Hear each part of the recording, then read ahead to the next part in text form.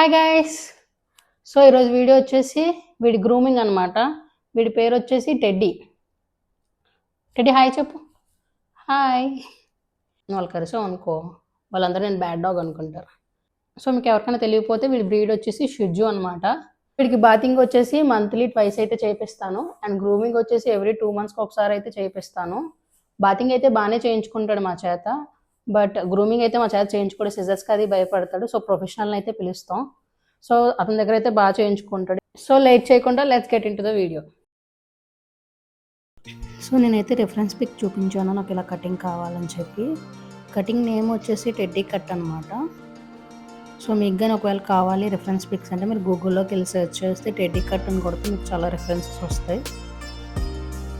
And ఇక్కడ ఒక tip ఏంటంటే, మీరు ఎప్పుడన్నా డాగ్కి గ్రూమింగ్ చేయాలనుకుంటే ఏదైనా హైట్ ప్లేస్లో పెట్టి కట్ చేయండి. సో వాటికి హైట్స్ అంటే భయం కాబట్టి స్టడీగా ఒక దగ్గరే ఉంటాయి అలాగా. అండ్ ఇంకా కళ్ళ దగ్గర అయితే హెయిర్ ఏమీ ఉంచొద్దు అని చెప్పాను. సో వాటికి ఇరిటేషన్గా ఉంటాయి కదా హెయిర్ అనేది కళ్ళలో గుచ్చుకుంటే, అండ్ మార్నింగ్ కూడా డస్ట్ అది పడుతుంది. సో క్లీన్ చేసుకోవడానికి ఈజీగా ఉంటుంది అని చెప్పి అక్కడ హెయిర్ ఏమి ఉంచొద్దు అన్నాను. అండ్ పాట్ ఏరియా మొత్తం 0 ట్రిమ్ చేసేయమని చెప్పాను. ఎందుకంటే అక్కడ ఏమైనా రెసిడ్యూ ఉండిపోయిందంటే అక్కడ ఇన్ఫెక్షన్ వచ్చే ఛాన్స్ ఉంది డాగ్స్కి మెయిన్లీ.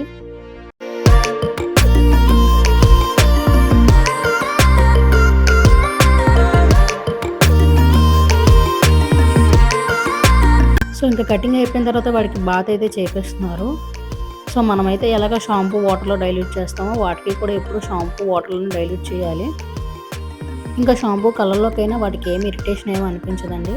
అవన్నీ సోప్ ఫ్రీ అండ్ ఇంకా కెమికల్ ఫ్రీ ఉంటాయి.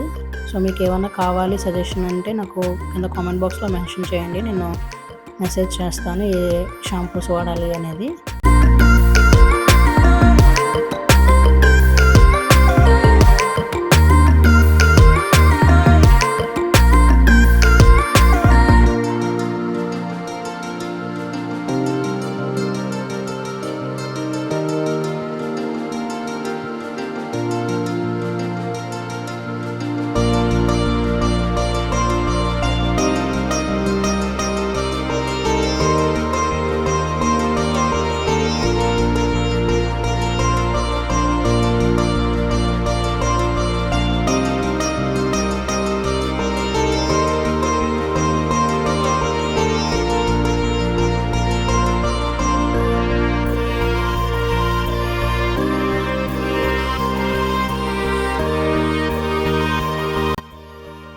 ఇంకా బాతింగ్ అయితే అయిపోయింది.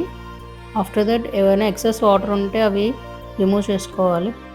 అండ్ ఇంకా ఒక టవల్ తీసుకొని మొత్తం డ్రై చేసుకోవాలి. ఫుల్లీ డ్రై చేసుకోకూడదు, మ్యాటీ హెయిర్ ఉంటుంది కాబట్టి. మెయిన్లీ షిజూస్కి ఎక్కువ చిక్కులు పడుతూ ఉంటాయి కాబట్టి తడిగా ఉన్నప్పుడే మ్యాటీ హెయిర్ అనేది రిమూవ్ చేసుకోవాలి. ఒకవేళ మీరు ఫుల్గా డ్రై అయిపోయిన తర్వాత మీరు మ్యాటీ హెయిర్ రిమూవ్ చేసుకోవాలంటే మీకు కనిపించవు, ఎందుకంటే హెయిర్ అంతా ఫర్రీ అయిపోతుంది కాబట్టి ఫుల్గా అందులో చిక్కులు అనేవి కనిపించవు అనమాట. సో తడిగా ఉన్నప్పుడే మీకు క్లియర్గా కనిపిస్తాయి మ్యాటీ హెయిర్ అనేది. సో వాటికి పెయిన్ లేకుండా స్లోగా తీసుకుంటూ కోమ్ చేసుకోవాలి. అండ్ ఇంకా డ్రైయర్తో మొత్తం డ్రై చేసేసుకోవచ్చు ఒకవేళ నాట్స్ మొత్తం రిమూవ్ చేసుకున్న తర్వాత. ఒకవేళ మీ పప్పీకి ఒకవేళ డ్రైయర్ అలవాటు లేదు అంటే మీరు మామూలుగా టవల్తో కూడా డ్రై చేసుకోవచ్చు.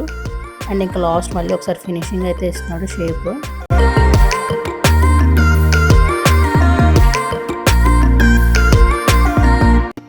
సో హెయిర్ కట్ అయితే అయిపోయింది. ఇంకా లాస్ట్ ఫినిషింగ్ వచ్చేసి ఇంకా లెగ్స్ అనమాట, అది షేప్ అయితే తీస్తున్నారు. అండ్ ఇంకా దాని తర్వాత కింద పా ఏరియా కూడా మొత్తం హెయిర్ రిమూవ్ చేసేయమని చెప్పాను.